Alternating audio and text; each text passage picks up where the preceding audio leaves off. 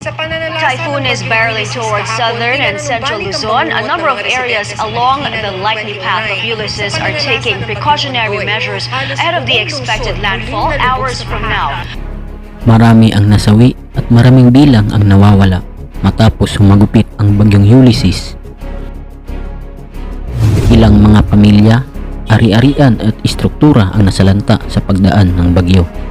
Tinatayang umaabot ito sa daang-daang milyong piso ang halaga. Natapos man ang ulan, ang pinsalang iniwan ng bagyo ay sinimulan ng linisin ng taong bayan. Bagyong dulot ng kalikasan o ang pagpapabaya natin sa ating lipunan.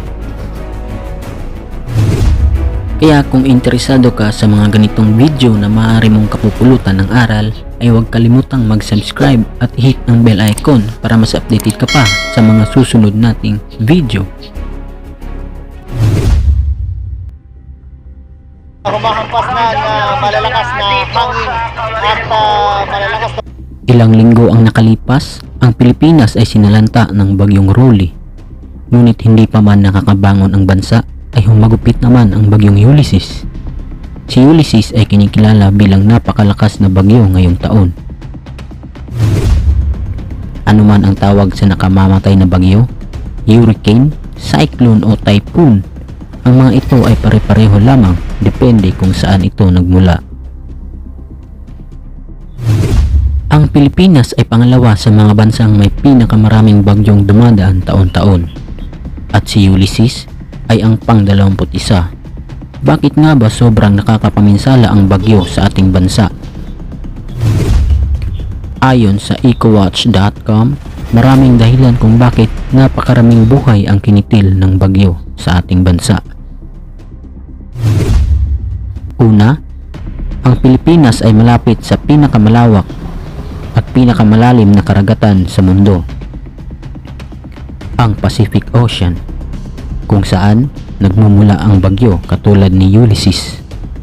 Ang pag-ihip ng hangin sa ibabaw ng karagatan ay nagdudulot ng paghahalo ng init at lamig kasama ng paglakas ng init at hangin, at ang tubig sa ulap na unti-unting nabubuo ay nagiging bagyo, gaya ng bagyong Ulysses.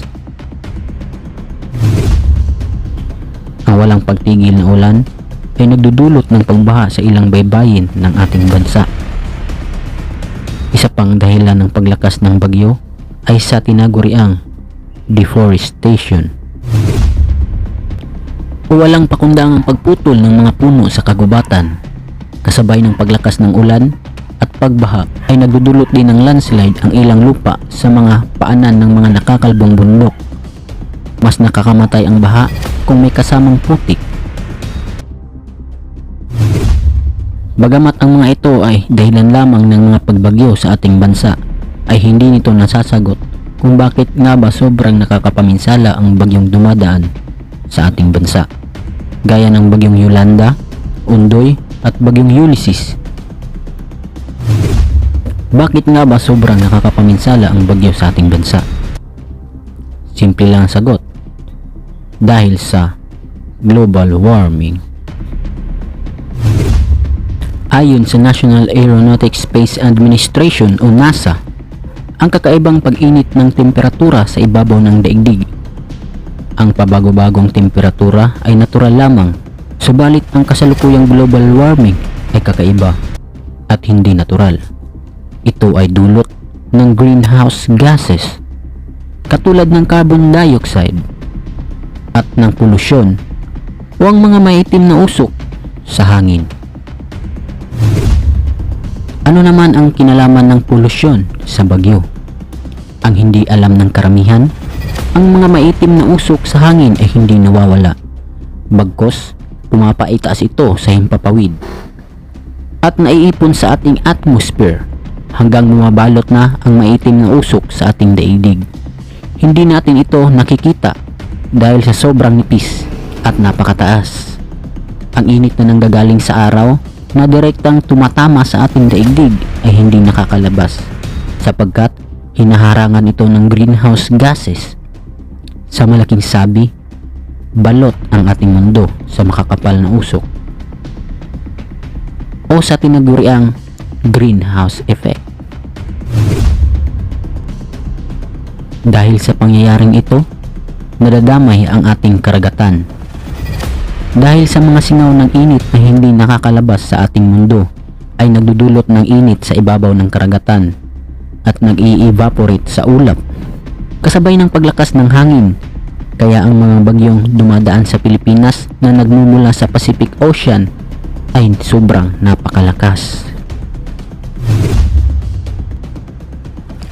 Ayon sa greenqueen.com, ang pabago-bagong klima ay babalang papalaki ng papalaki sa Asya. Kung mas mainit ang mga singaw sa karagatan, mas malakas ang mga bagyong nabubuo. Kaya ang tanong, paano natin ito maiiwasan? Madali lang ang sagot. Pigilin ang polusyon at tigilan ang pagputol sa mga puno.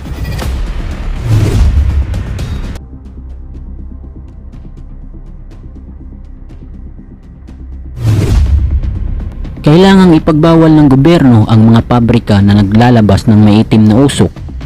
Kasama din ang mga sasakyang nagbubuga ng maitim na usok sa hangin.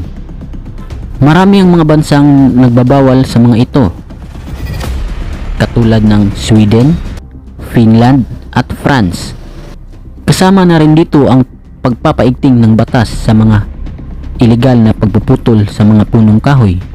Mas maiiwasan ang paglakas ng bagyo kung ang polusyon ay iwasan at ang pagputol sa mga punong kahoy sa kagubatan ay tigilan. Ikaw, ano sa palagay mo ang dahilan kung bakit napakalakas ng mga bagyo sa ating bansa? Comment down below. I-comment mo yung masasabi mo. Kaya huwag mong kalimutang mag-subscribe at i-hit ang bell icon para mas updated ka pa sa mga bago nating video. Para sa mga kaibang kwento, kalaman at konspirasiya, Johnny TV.